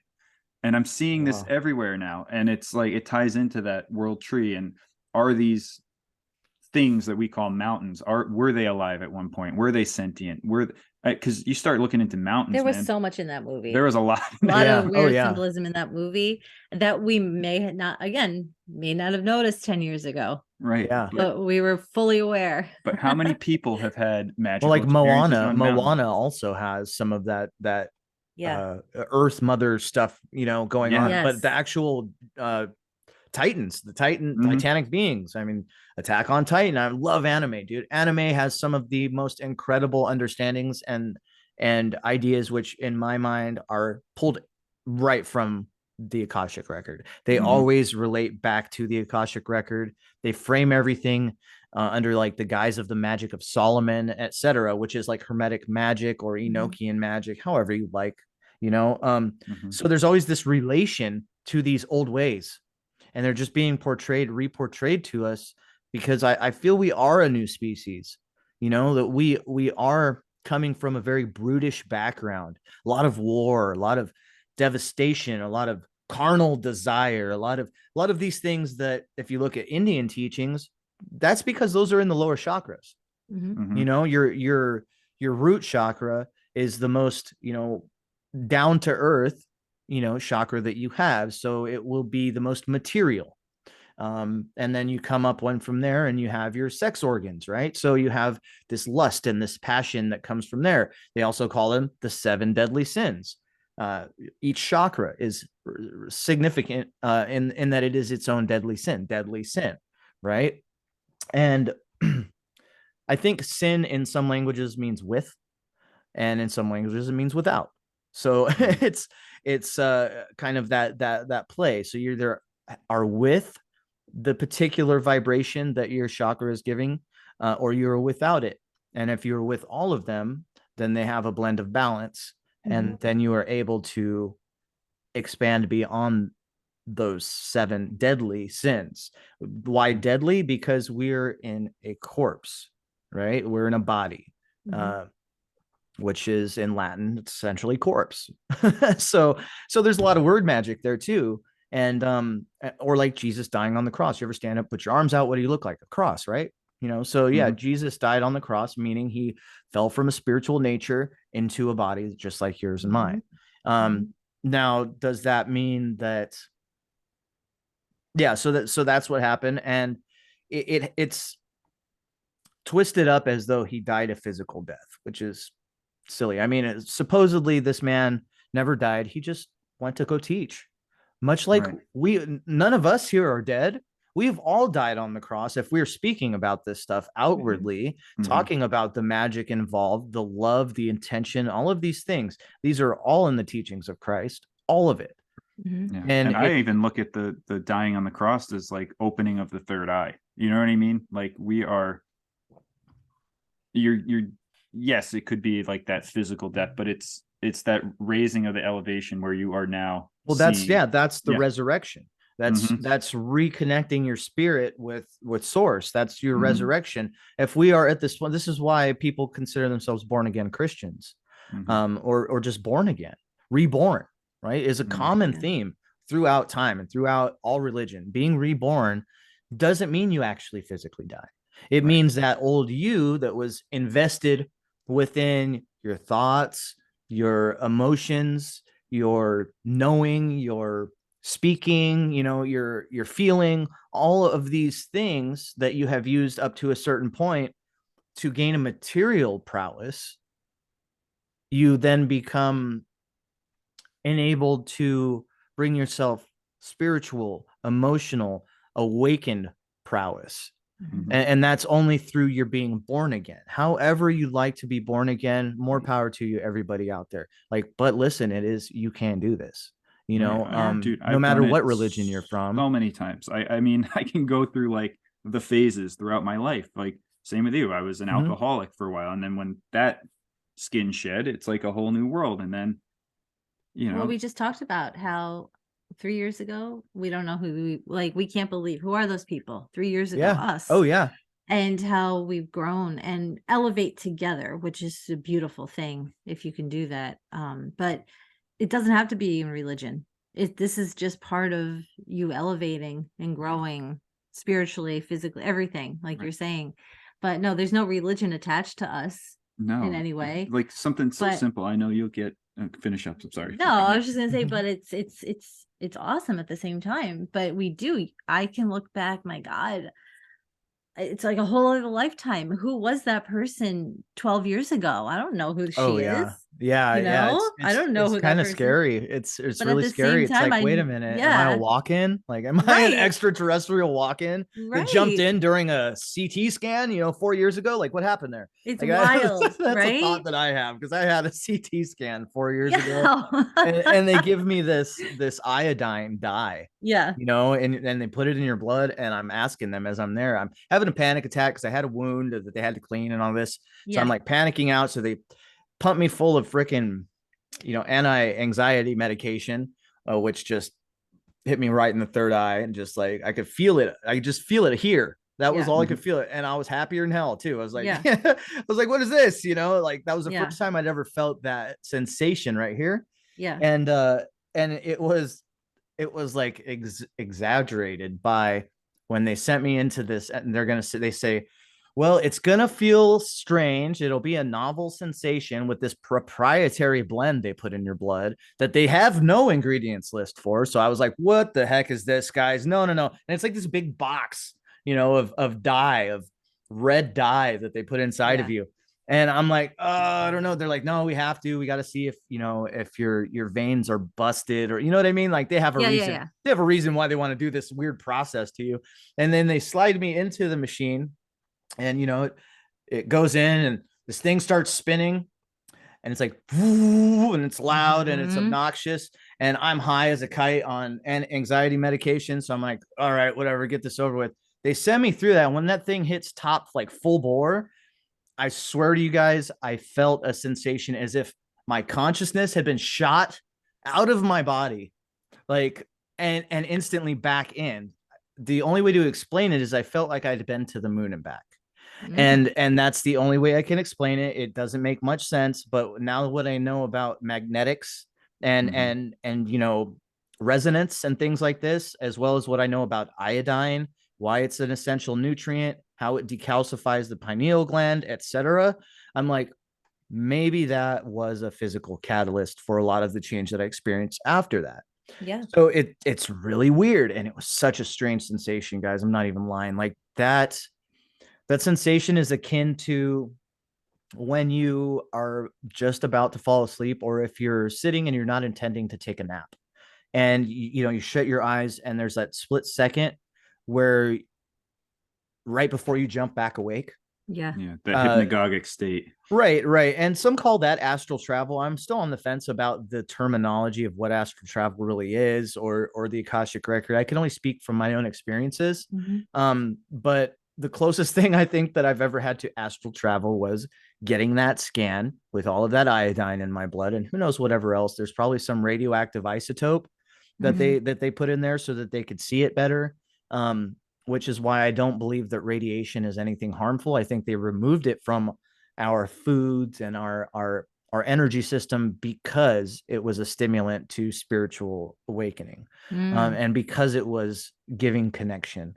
Why else would these fireplaces be so adorned with beautiful angels and all of these things when they were built to house a radium heater, right? So there's something about radiation being kind of a catalyst or a key to awakening or interesting or spirit anyway. And I mean, it makes sense when you think about what is radiation. It's light. What are we? We're light. So if you have a sympathy there, then it would function like that. So, you know, looking back, it makes sense to me that experience happened. But in the moment, holy shit, dude, I was blown away. I really was not sure what was happening. I mean, they told me it was going to feel like I had peed myself, and no, it's like I peed my freaking consciousness out into the universe, and then it shot back into me, and it was weird. And so yeah, it's similar to that falling asleep kind of aspect.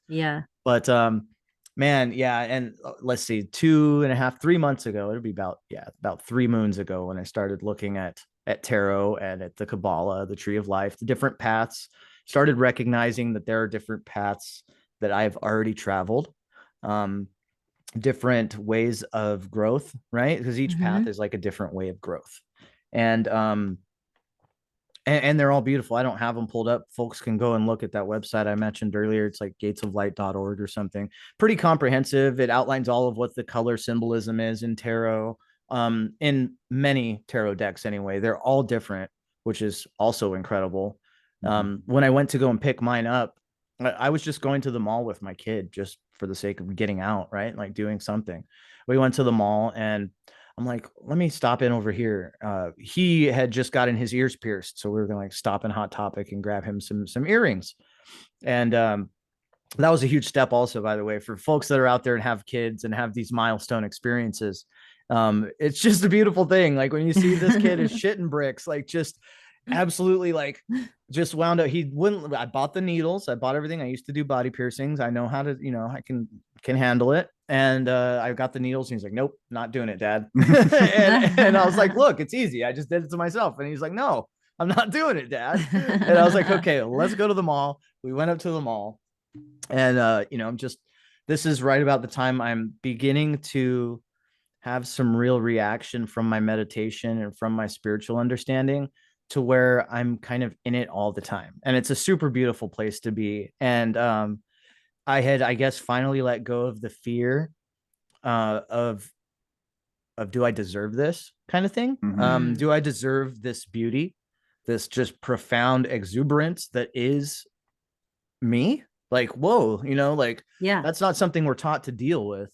And through looking into tarot and looking into the Kabbalah, the tree of life, this was all on the tail end of getting a tapestry for my bedroom that has the tree of life on it. So everything kind of lined up step by step, little by little. Got that tapestry. I'm sitting in there meditating with, my crystals and things and my plants. And recent addition is a brown candle that keeps me grounded, which was awesome to pick up. And so I've got those, and I've got my grounding pad. So everything step by step. First was the grounding pad, then was then was crystals. So we take these steps, and each thing that I purchased, I chased these with, whatever my purse, right? So I chased these things with my purse, which is my intention. So that's what you're purchasing. You're extending your intention through your money, right? For something. Went to the crystal shop, spent $50. I am now financially and emotionally invested in said pieces of stone. Same thing with the grounding pad. I have one grounded outlet in my entire house. So it's in my living room. So I now have a big empty space around my grounding pad in my living room, where we don't watch TV or anything. We watch it over here in the side, which is kind of the dining room. So it's like a little theater area. And I've got that open space for whatever. If I decide I need to do a dance, whatever I feel like. And it's always different. So it's not like anything that I've been taught. It's not like anything that, there are pieces of things that I've seen and heard from all walks of life, all sorts of things. However, I'm starting to recognize that ritual is very powerful.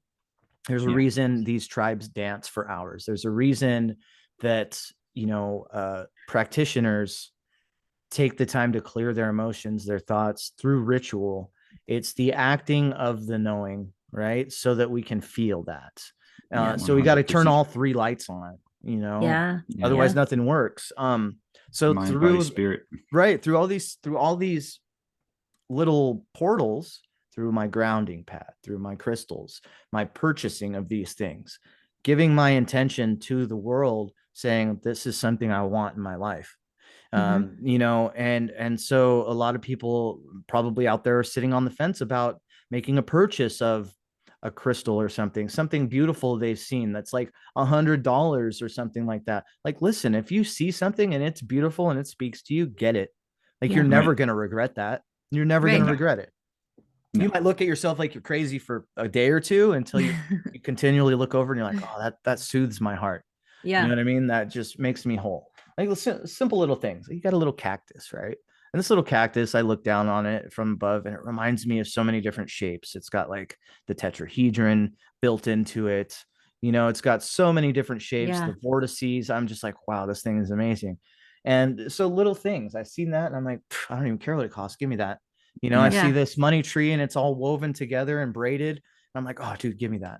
You know what I mean? I need that in my life. And through those things, the intention builds and builds. And then you get to a point and it's super beautiful. And I used to think I wasn't deserving.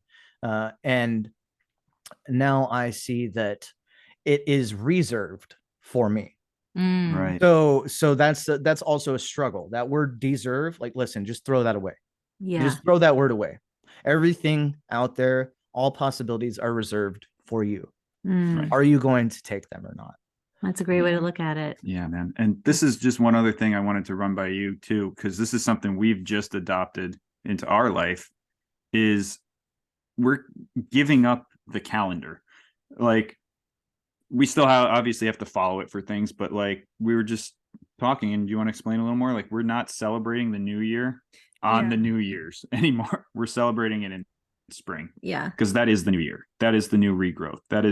That's awesome. That's when everything comes to life, Yeah. Right. I've always struggled. Yes. Right. I've always struggled with celebrating the new year. It's right always in the middle of winter when everything's been very weird for me. and gloomy. Right. And I'm like, what am I celebrating? Right. Okay, with the beginning of the calendar year, like tax, like what are we celebrating? The fiscal here? year. The fiscal year. It's Yeah, not resonating with me in my soul. So I've decided that and then Niko is going to join. That it's more meaningful to celebrate it when Mother Nature provides life. Absolutely. I love that. I love that so much. I mean, I've known in my, in the background that these holidays, they don't do anything for me, and they haven't for a long time. I haven't celebrated like a birthday. I mean, there are things I do for my son. He's young and still has to make these decisions on his own. So I'm letting him go through the simulation. I'm letting him go through the process, the format laid out. I'm letting him find his way through this world, same as I did. Meanwhile, knowing that he's seeing and absorbing everything that I'm doing also. Mhm. Right. So I'm just letting him absorb that. And he's become so much happier. And like on Christmas, what did we do? I don't think we did anything.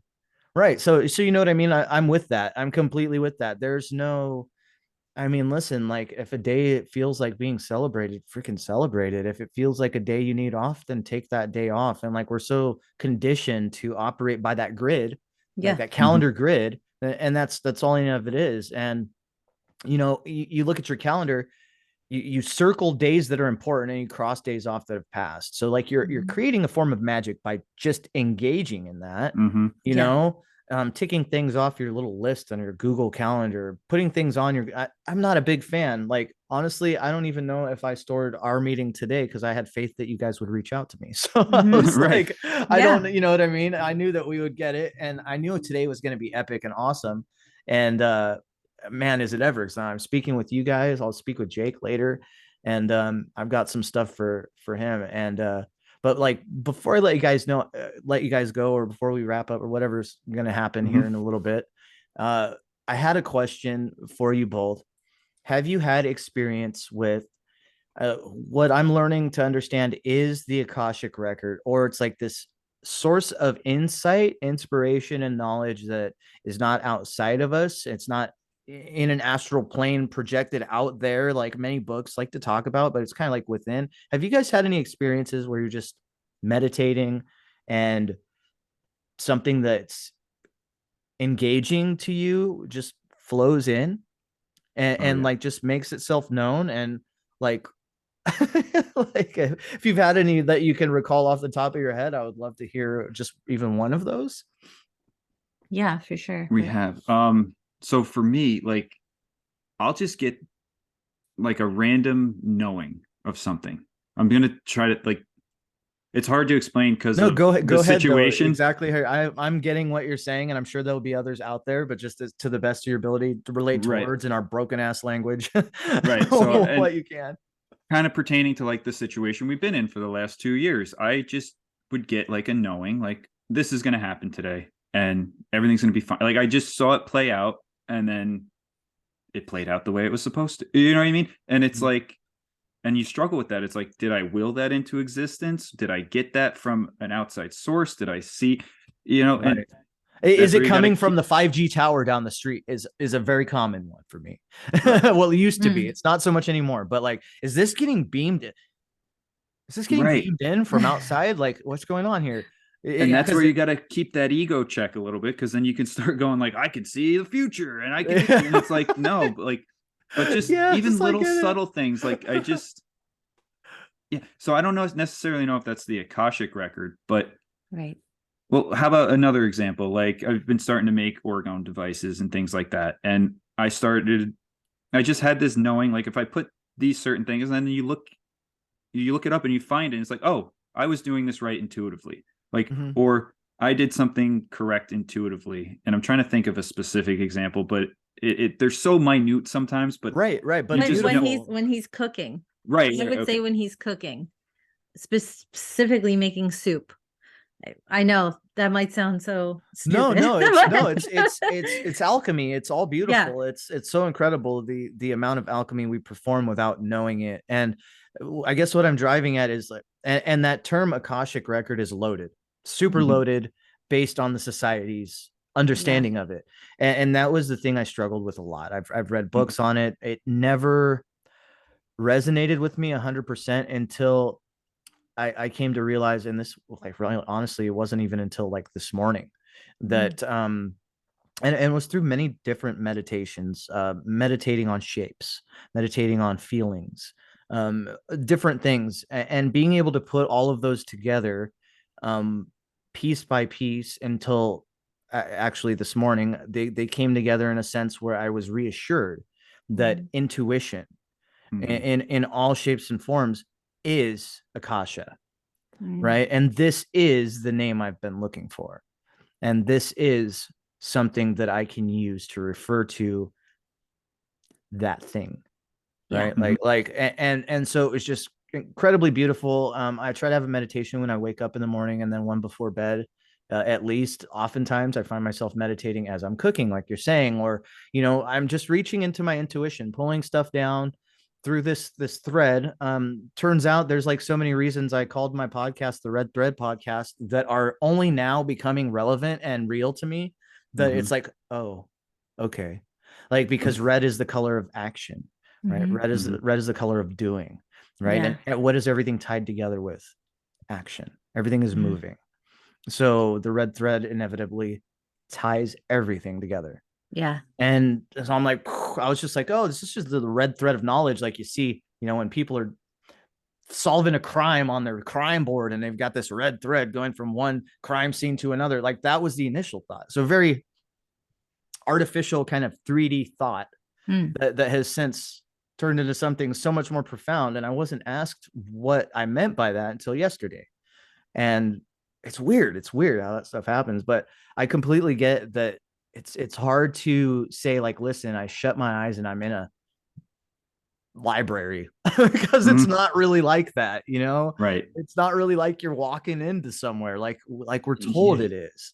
Right. It's just like you'll be doing something either mundane, or you're just kind of in that headspace where thoughts are floating around, and then all of a sudden it's like this idea just hit me. Yeah. And it's like, oh, I know that now. Like, yeah, and it's like now like the Neo in the to, Matrix, right? I know kung fu, right? But now it's like, now I have to prove, like, now I need to find, like you said, that reassurance, or like, I know this to be true. Where's the proof now to outwardly, right? Yeah. And I think we want to admit and believe that that's a bad habit, right? Like, I really want to believe that my necessity, my need to outwardly absorb, right, it's like for gratification from others or something, like so other people so will it believe seems me. like a sin. It seems like a negative thing, but like I'm coming to realize that it's all one. And this is like where the beauty of unity consciousness comes in, which I think is where humanity's headed, whether they want to admit it to themselves or not at this point.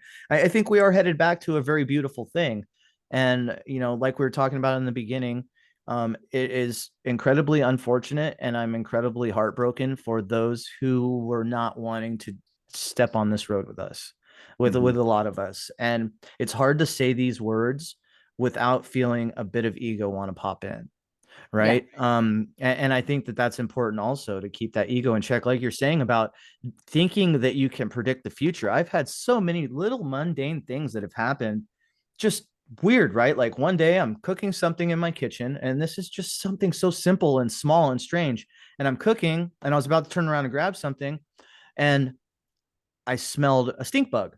They're little beetles that are prevalent in the Midwest and everywhere. Folks that don't know, they smell like super peanut strong butter. celery. Yeah. There you go. It's funny that you said peanut butter and I said celery, and those are like paired a thing, dude. That's crazy. Yeah, that's so crazy. We get them all the time here. We just found one like a couple weeks ago. We're like, he's been surviving in our house, dude. I had one up on my ceiling fucking yesterday that has been in my house for the last 2 months. All right, like, and this is the same one. This is the same one that I had this notion. I smelled it. Yeah. Right. I smelled it. But listen, people out there, stink bugs don't excrete unless they're threatened. All right. And I smelled it, and I turned around and I went to grab something off of this table that lies over here. And I grabbed it off the table, and I looked in my houseplant, and there's a stink bug sleeping in there. I'm like, oh, whoa, that was weird. Right. And I'm like, okay, like, did he? And then this is where that thought comes in. Did I just make that happen? Right. or like, right. did I just know it? Like, but I knew that I just knew it. Right. Yeah. And it happens often when I'm driving to work at 4 a.m. I'll get a feeling. I used to misinterpret it as an oncoming panic attack, but really it's spirit getting my attention, saying, pay attention outwardly. Stop your meditation. You're driving, pay attention outwardly. Yeah. And driving is one of my favorite times to meditate. It just flows. It flows beautifully with the road flowing by. It's incredible. Incredible. I drive a relatively straight line to and from work, so Mhm. I'm allowed to do that. So, but yeah, dude, and there's times where that feeling that my stomach will sink, and I'm like, what is this? And it wasn't until I stopped medicating, really, almost at all, especially in the mornings before drives. I mean, I use like hemp products sometimes because they're helpful. They're helpful to relax and this and that. So I'm not trying to be that guy that's like, yes, and you got to be like stone cold sober if you're gonna go down this spiritual path, guys. Like blah blah blah. I'm like, no, listen, you have tools in your toolbox. It depends on how you use them. Yeah. Right? What intention you're going to use, what you're connecting with, like within or outside of yourself, however you look at it. But and I'll be driving. I'll get that feeling in my stomach, and then there'll be like, it's usually only a minute to 3 minutes before it happens. I haven't stretched it out to where like, listen, I know what's going to happen tomorrow, dude. Like, no, it's not like that. It's like something's up now. Like something is going to happen like almost immediately now. And if I was still over medicating or drinking or any of these things, overdoing the caffeine even in the morning, I would misinterpret that, especially the caffeine. Like if I have more than a cup of coffee in the morning, I'll misinterpret that as a panic attack, and I will set myself into a panic attack. Yeah. Instead of, you will that panic attack into existence. Right. And so you're constantly creating. And anyway, it's always a deer on the side of the road, or you're gonna run over a dead carcass of something, because it's the Midwest. There's things in the road everywhere, like animals, creatures. And I always feel a little bit of remorse when I drive by them and see them or whatever. I'll either feel remorse, or I'll be like, dang, why couldn't I have hit that and put that in the back of my car and took it home and butchered it? But that's the whole like homesteading mindset, I guess, that I'm working on for my future, which is another really cool thing. We're creating our futures right now. Oh yeah. And like when I first started waking up, I used to I had this like impending doom as if I were dying thing, right? And I think a lot of people go through that. Like this is so much, this is so profound. There's so much love, so much intensity and beauty that I must be on my last legs. I must be about to die, because like, why else would I have this all being disclosed to me or being brought through me, unless this is the last hurrah, this is the grand finale. I always think, and it's every month I think this. So for the last 3 months, I'm like, this is the grand finale. I've got a brain tumor, like in that movie Phenomena, right? With John Travolta, where he freaking gets a brain tumor and he can move things with his mind. And I'm like, holy shit, I'm moving things with my mind. I invented a stink bug in the corner. Yeah. Like, what the fuck? This is it. I'm going out. I do that all the time when I feel like intense love. It's like, oh my God, I love my kids so much. And I love Niko so much. Everything's so bright and beautiful. I'm like, I'm going to die. Yeah. I always say that, don't I? Yeah. He's like, you do this all the time. No, you're not the only one. I'm like, this is the end. Right. Yeah. And that in itself is like, I don't know if it's a limiting belief or if it's like, just, I think it's the like conditioning of some, like some just embracing that moment. And I've noticed, like, for me, if I get into like an intense moment where I'm just fully in that moment, and then you step away, it's like, oh, I don't deserve, like, you know what I mean? Like, I think it's the not deserving. Yeah. Still. Right. You got to remove that word. And you got to remove that word. Yes, you got to get rid of that word. It's a loaded word. It is. You if you are serving, you are reserving servitude for yourself. Okay. There's no deserving. Right. Deserving is a negative connotation. You just got to do away with it. You got to do away with it. And anything destructing is unconstructing. It's not, you're not breaking something if you have to decomposing anything. Right. And it's the opposite of compose. That doesn't mean that it's dark. It just is a natural wave pattern.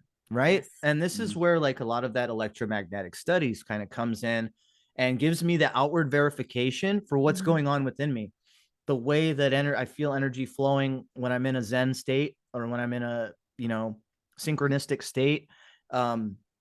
It all has to do with wave patterns and waveforms. And so the logical side of my brain is processing a lot of that as I'm having this physical, emotional, like kind of experience. Yeah. And it's always wanting to know the reason why. So I had to go into Tartaria studies, free energy, toroid mathematics, you know, sacred geometry, all of these things that your logical mind needs that Yeah. so that you can justify what is your experience is.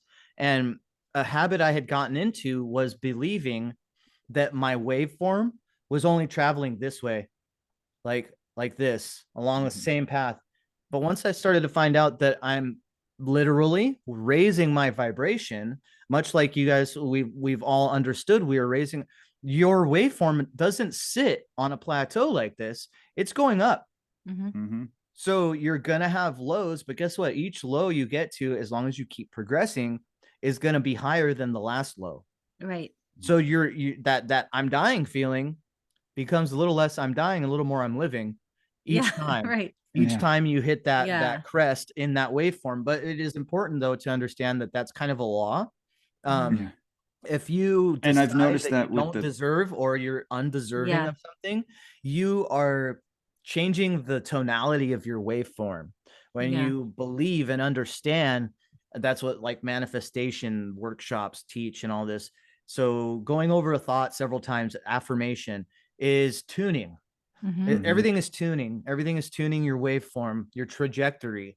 And based on what your thoughts are combined with your feelings, dictates what trajectory your will is going to take. Like, have you ever seen Donnie Darko, where he's got that glob that comes out of his belly and he sees everybody else having the same thing and it moves in front of them, and that's their will.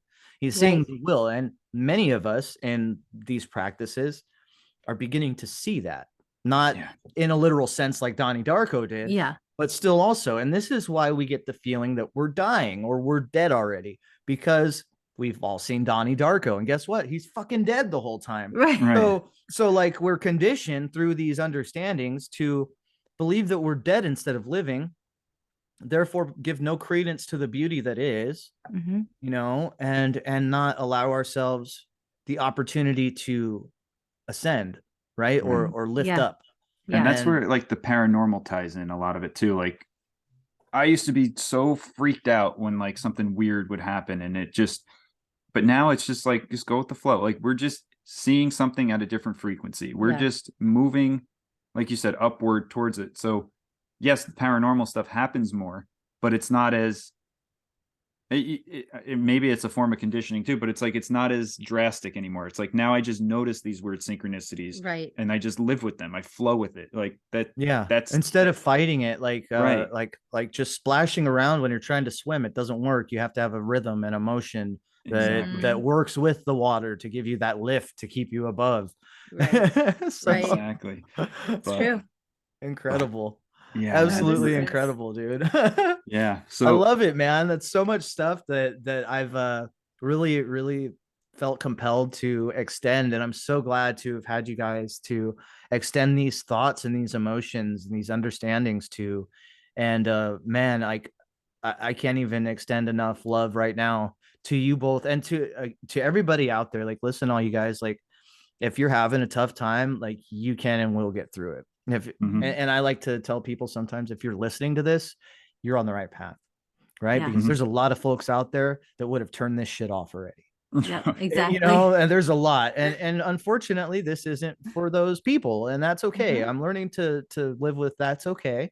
You know, the I'm not for everybody, right? And that's the beauty of podcasting. It's like, it might not be for you right now, but my podcast is going to be out there. So, you know, in 6 months, when you have an experience or whatever, and you want to go back and revisit this conversation, maybe things will start clicking. And that's or you have a weird like remembering or understanding or experience of your like deceased loved one, then you can call Niko and be like, listen, Niko, I had that experience I've been hearing all about on Upstate Unconventional, and I want to spot on. And like, then that'll happen, right? And it's what's crazy is like, just the thinking of this just now most likely set up intention for somebody to have that experience and call you. So it's an incredible thing. And if it doesn't happen tomorrow, that's fine. It'll happen next year or the year after. I mean, I've had so many experiences like that I couldn't have anticipated, but I said something similar to that before, and like something pops up, and it's like someone will reach out to you, and then you know, or like I reach out to you, like we get together, and dude, these things are so amazing. Everything is woven so finely. that, Mhm. you know, like last but certainly not least, there definitely is an intelligent design to everything, and it is beyond intelligent. This shit is epic, everybody. Right. And you know, if you're still tuned in this far into the episode, you are on an epic path and an epic journey. I'm so glad to have been able to express these thoughts to everybody out there, and so stoked to just be a part of this, man, to be a part of this wave, right? Like, I see why all the hippies were so stoked to be a part of the love wave of the 60s. I get it now. You Mhm. know, woo woo's okay with me at this point. Like, Yeah. it takes some doing, but you know, we all get there at a certain point, and Man, there are just milestones, and they're incredible, absolutely Yeah. incredible. and going off Donnie Darko, they say there's two emotions: there's love and fear. Don't live in the fear. That's That's going to it. be my closing words here. Just embrace, even if you don't fully understand what love is, and I still don't fully understand Dude, it. fake it till you make it. Love makes me Right. cry more now than I'd ever anticipated it. Hate would make me cry. Yeah. So, but it's a different cry, man. It's a it's a Oh different. yeah. Oh, and it's always changing. It's always different, and Mhm. I'm really grateful for that difference and that change. Mhm. Otherwise, I would feel stagnant. Yeah. Mhm. And I think that my guides understand that. I know that they Yes. understand that. They understand the tonality that I need to be at any given moment. So Mhm. yes, a lot of this living in love thing, and it's interesting. I've been saying live in love to people since probably 2009 when I had a near death experience, and I was faking it, guys, back then.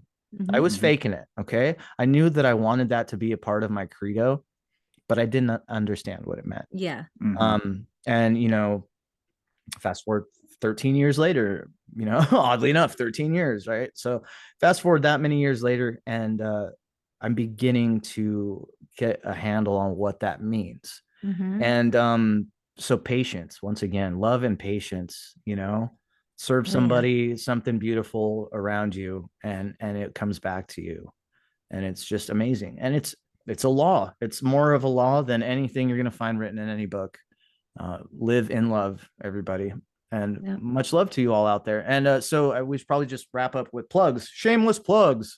Yeah. So this is Swapcast. So obviously, if you're hearing it on our feed, you know where to find us. But for Randy's people, we're Upstate Unconventional. We're on all the platforms.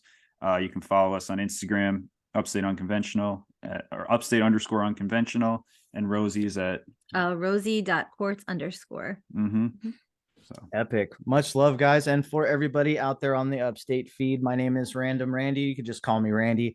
And I am at the Red Thread Podcast. You can find me just about everywhere podcasts are available. And I've got a YouTube channel up too that's got a lot of my hidden history and kind of stolen history, you know, web dives and things like that on there. I try to keep the spiritual stuff just on the podcast line. It's for a more reserved audience, I suppose. So this will probably just go up on the podcast line for now. But yeah, go check it out. Random Fracts, and just think fractal, you'll figure it out. I'm on Instagram also at Random Fracts, and it's the same on the YouTube. So much love, everybody out there, and thank you guys so very much. This has been just a beautiful day off. I'm so glad to have been able to exercise all of these experiences with you both. rock That's and roll, great. man. Thank It you was so awesome. much. Thank you for coming on, dude. Yeah.